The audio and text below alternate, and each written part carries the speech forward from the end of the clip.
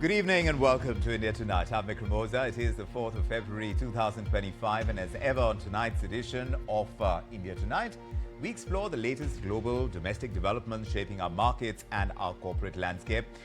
We are going to deep dive into the ongoing trade tensions. Trump's tariff tirade has ramped up, and we've seen that roll back as well. So now with India caught in the crossfire as we were, we ask, can Prime Minister Modi's strategic moves keep India in the game amidst the challenges brewing in the US from President Trump ahead of that visit that Modi is going to make to the US later this month?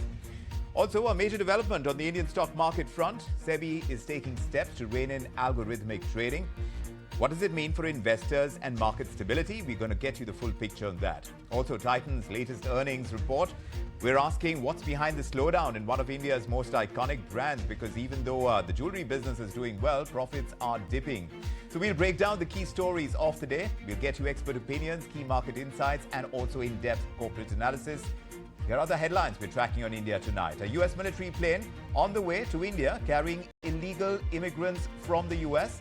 The move comes even as Prime Minister Modi is set to visit the US beginning the 12th of February. Markets regulator SEBI has issued new guidelines for safer retail participation in algorithmic trading.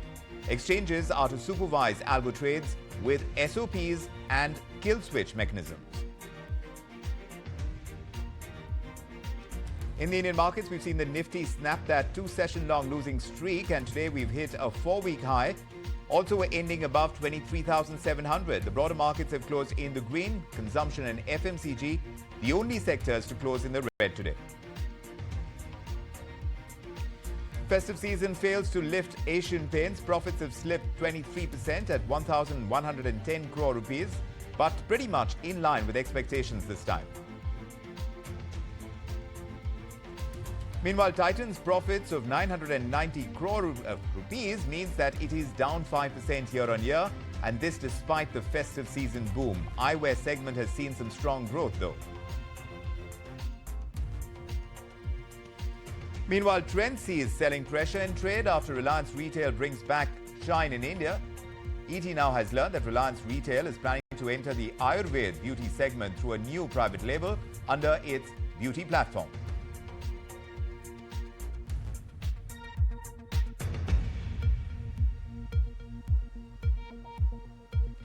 So as Donald Trump tightens that grip of his on US trade as well as immigration policies, India is moving swiftly to stay ahead of the curve. And Prime Minister Narendra Modi's upcoming visit to Washington, which is on the 12th and 13th of this month, it comes at a time when the US is ramping up deportations of undocumented Indian migrants and also pushing for tariff concessions.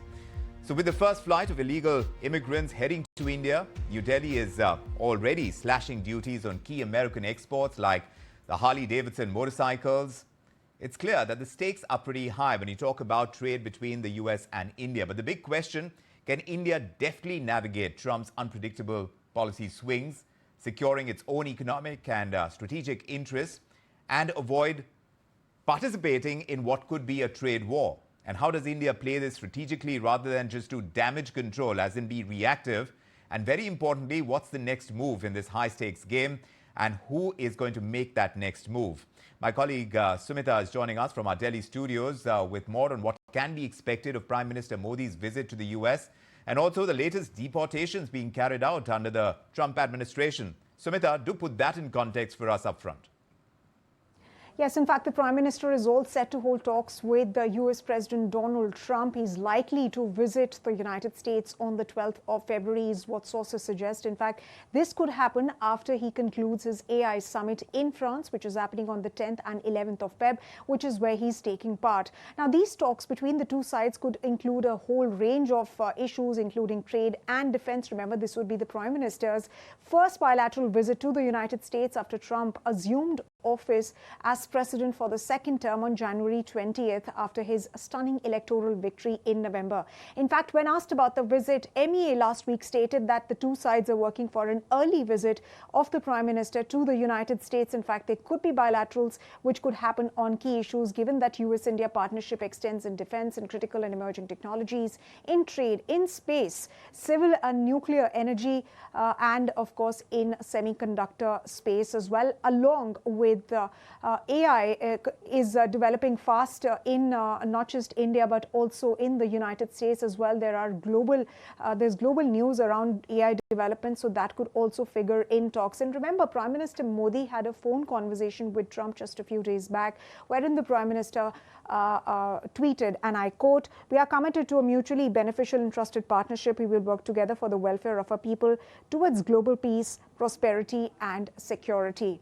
So that's part one of the visit. But let's also understand the backdrop of this visit. Well, there are concerns globally over tariffs. Then the United States has started deporting illegal immigrants, illegal migrants, undocumented Indians, and undocumented people who are residing in the United States via a military plane. In fact, as far as India is concerned, the first set of deportation has happened under Trump.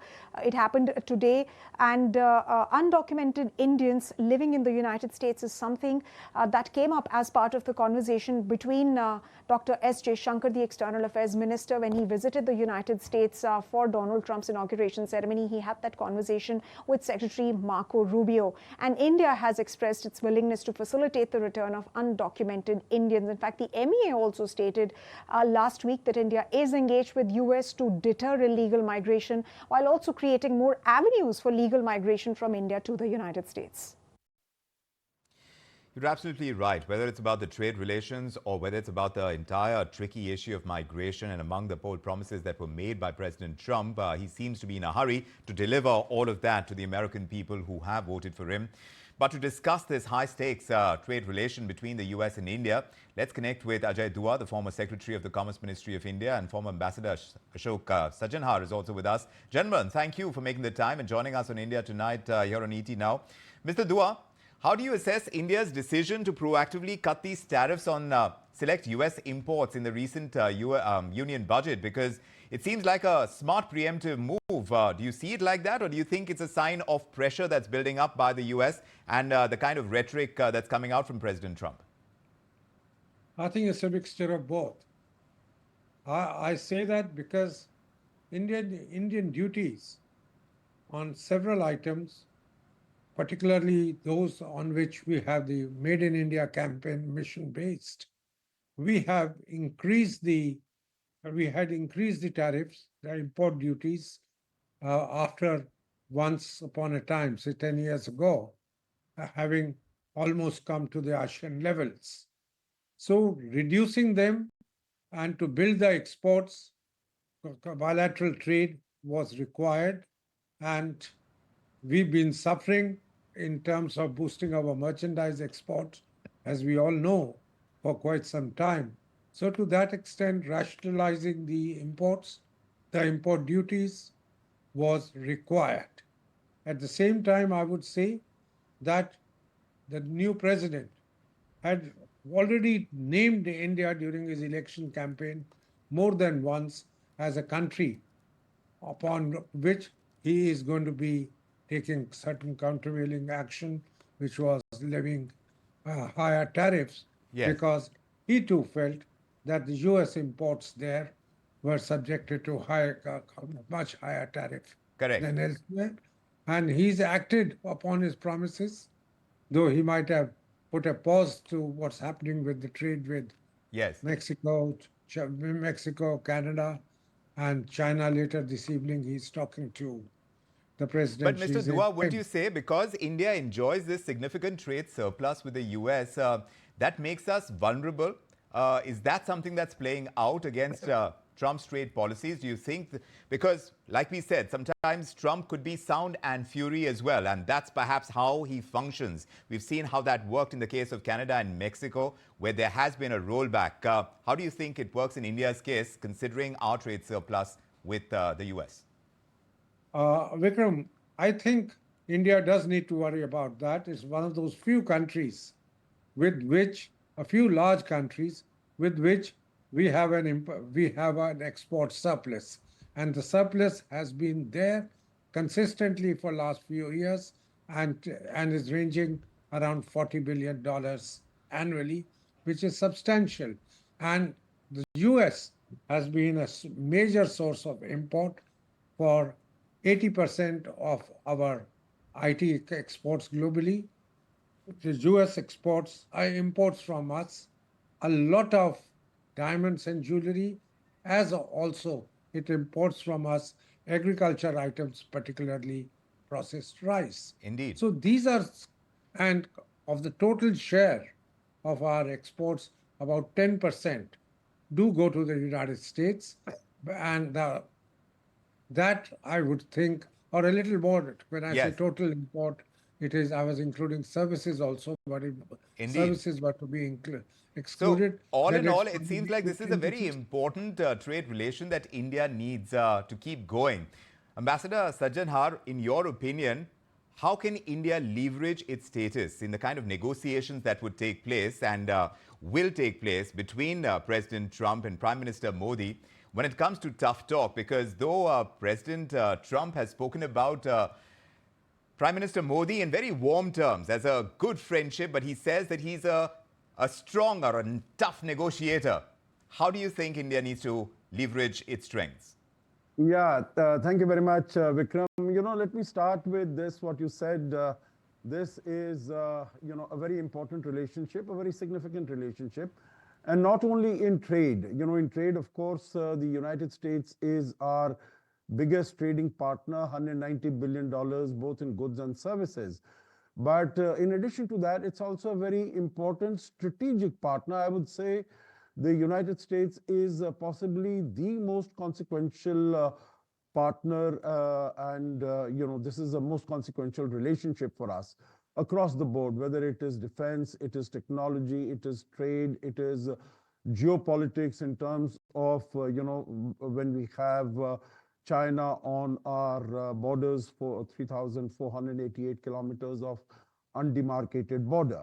Now, how do we take it forward? I think exactly how, by staying ahead of the curve. Again, I'm using, the expression that you had used, staying ahead of the curve. And we know what Donald Trump is looking for, what are the promises that he has made, what is, he's hit the ground running right from day one. In fact, even before that, he had sort of, started making decisions, and they had started having ripples and ramifications around the world.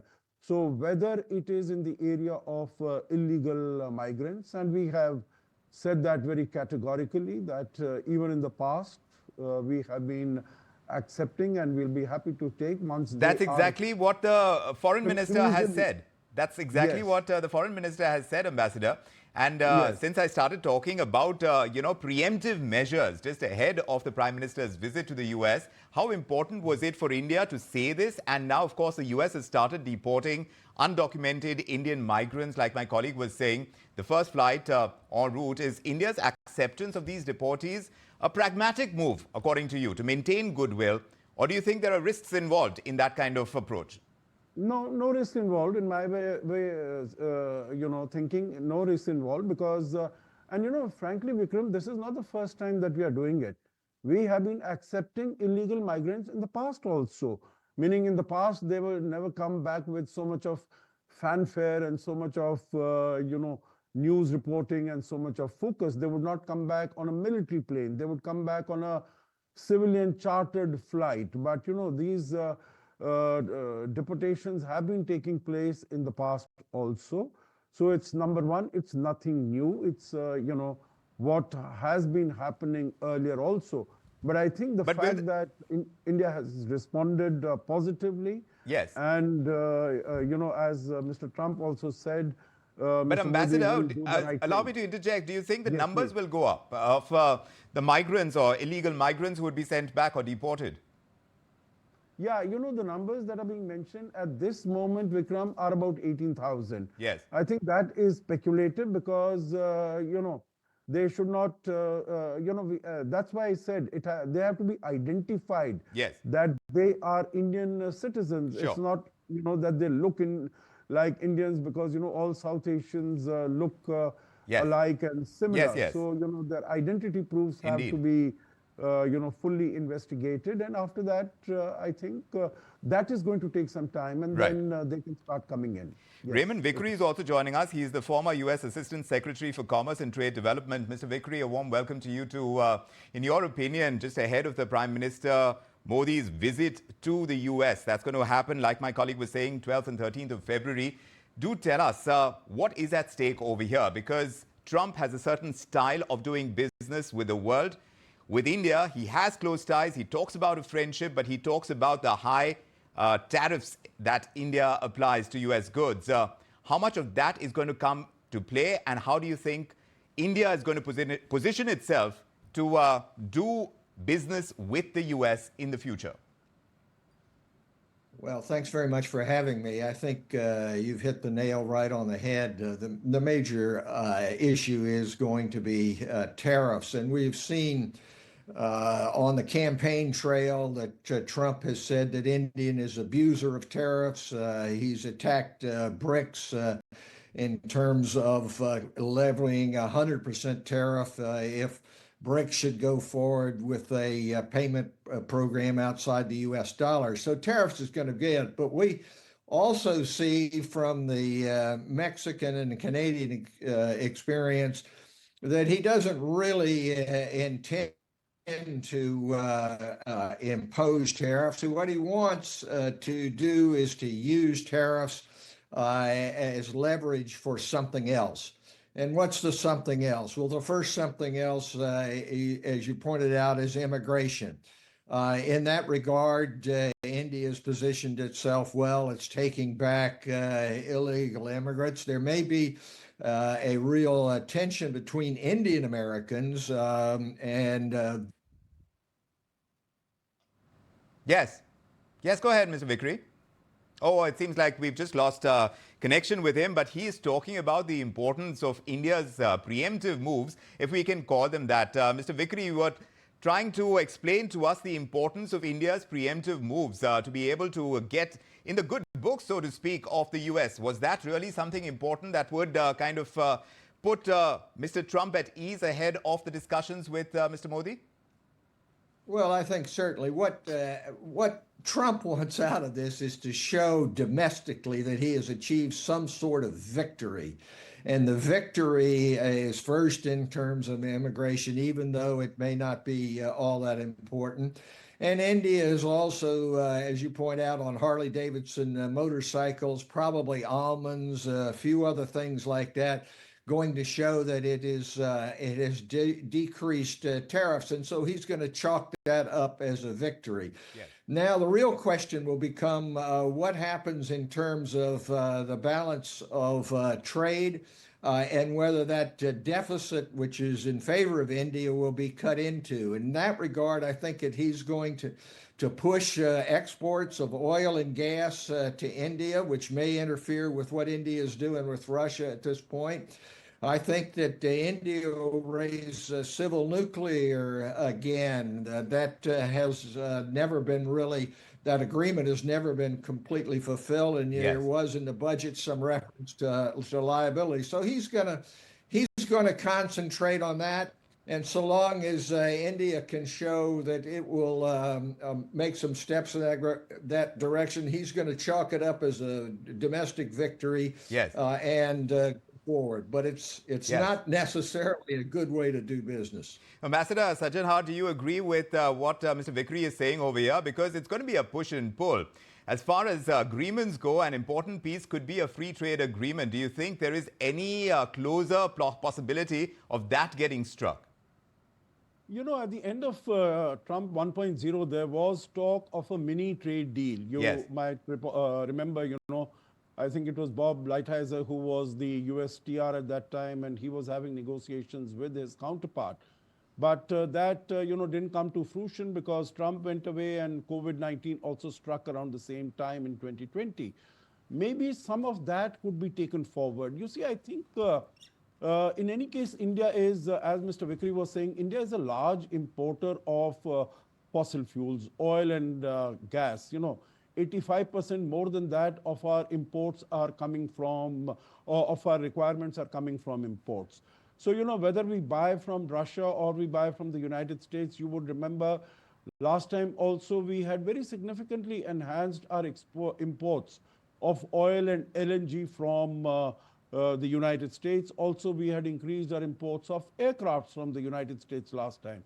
So I think there are huge possibilities. In any case, I think what you are showing, Vikram, on your tables, Yes. is that India is number 9th as far as countries with trade surplus with the United States is concerned. So we are not up there. Up there are China, Mexico, Vietnam, So are you saying Canada, that we etc. may not be among the US's immediate radar when it comes to striking an agreement on the trade front? Yes, I think we can. India should be quite prepared, I think, and it'll be a benefit for India because our tariffs have been going up. And if we want to become, an integral part of the global value chains and the global supply chains, I think we really need to bring our tariffs down. So maybe if with a little bit of pressure from outside, Yes. we can bring that down. And I think these are small gives for a much bigger take as far as a stronger India-US partnership is concerned. Right. I'm sure Mr. Trump will also realize that while India needs the market and in terms of defense and Yes. technology transfer, the United States also needs India very much in terms of the dealing with the geopolitical realities, Right. particularly as far as the Indo-Pacific is concerned and as far as China's growing aggressiveness and So you're assertiveness. saying that India needs the US more for trade purposes, and for the US, India is important strategically at this point in time when it comes to the balancing act, Mr. Dua. With Modi now heading to Washington next week, what should be his top priority, you think? Where do you think India needs to push for greater clarity on trade policies? When it comes to security, defense partnerships, these are key issues. But when it comes to doing the balancing act, because even if you talk about the migrant issue, for India, there will have to be something that for domestic politics, you will need to kind of balance that out. So there is a give and take on both fronts, isn't it? Certainly. Without that, I don't think it can be a sustainable solution to any of the issues which we are talking about. I think while India might like to concede on the nuclear civil liability laws, which have held back the implementation of the agreement with the US for as long as 16 years, since it was approved by the two governments and the two parliaments.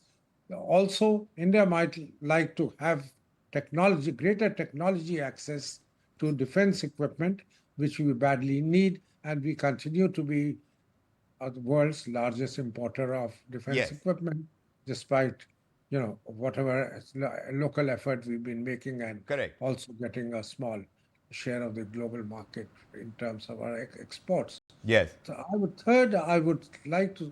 think that the nuclear energy issues, it has two aspects. Right. One is the large nuclear plants, and the other is the technology which is available now in the United States with some manufacturers of small modular reactors, Yes. which we need. We have talked about it in the union budget, Yes. as well as earlier.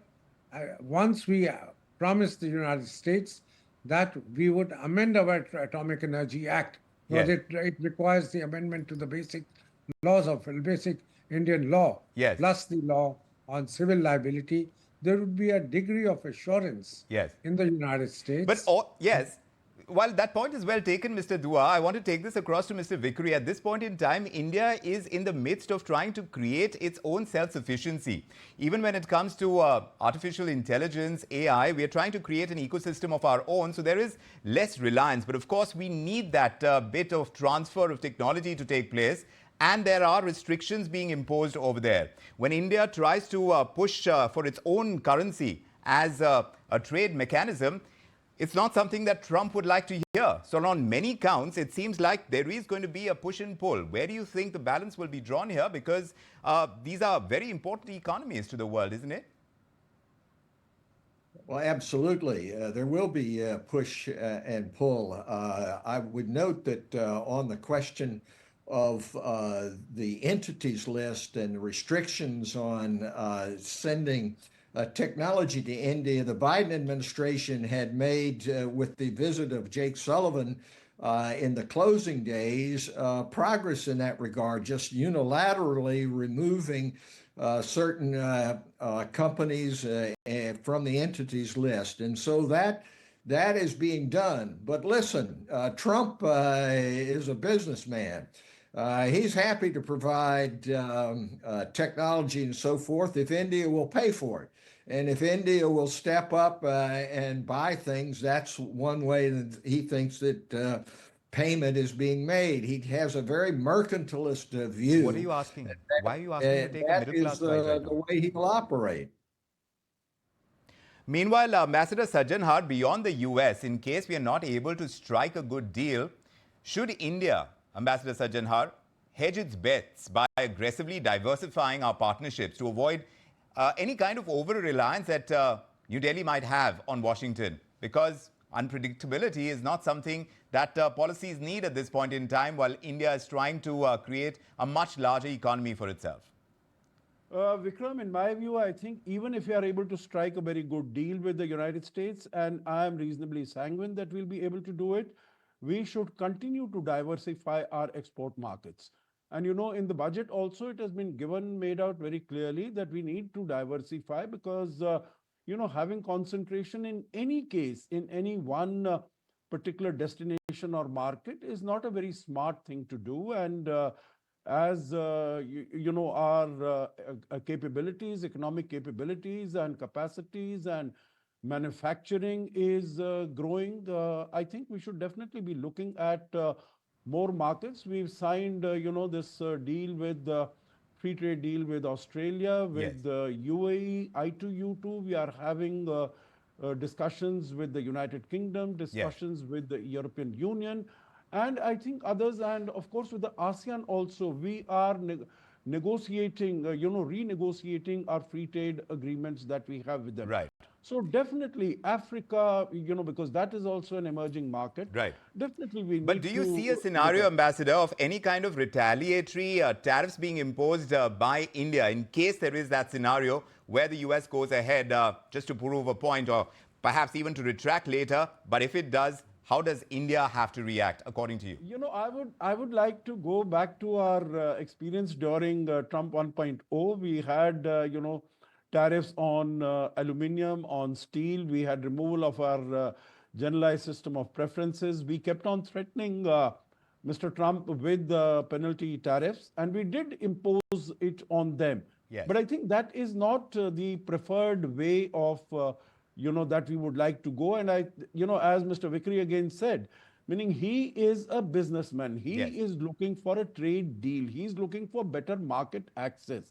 I think India is also quite ready, to prepare, to provide a better market access to the US products if our sensitive areas, like agriculture, like dairy, etc., they are not impacted upon. Yes. But some of these high value items like Harley Davidson, Tesla Motors, etc., on that also duties have come down. I think we can have a discussion, and that is why an early visit by Prime Minister Modi to the United States is that much important and necessary. Well, India finds itself in a classic diplomatic balancing act. We have to ensure Washington stays on its side without conceding too much ground, and Modi is set to meet Trump. The next few weeks are going to be critical to determine whether India can shape that narrative or merely do the reactive bit. But can New Delhi use Trump's deal-making style to its advantage, turn the short-term concessions into long-term gains, or will we remain caught in that cycle of reactive diplomacy? The road ahead demands a sharp strategy and agile diplomacy and a keen ability to predict and preempt Trump's next move, and that's going to be a tricky one. But to all my panelists, Mr. Ajay Dua, Ambassador Sajjan Har, and Mr. Vikri, thank you indeed for joining us on this discussion on India tonight. Thank you, Vikram. Meanwhile,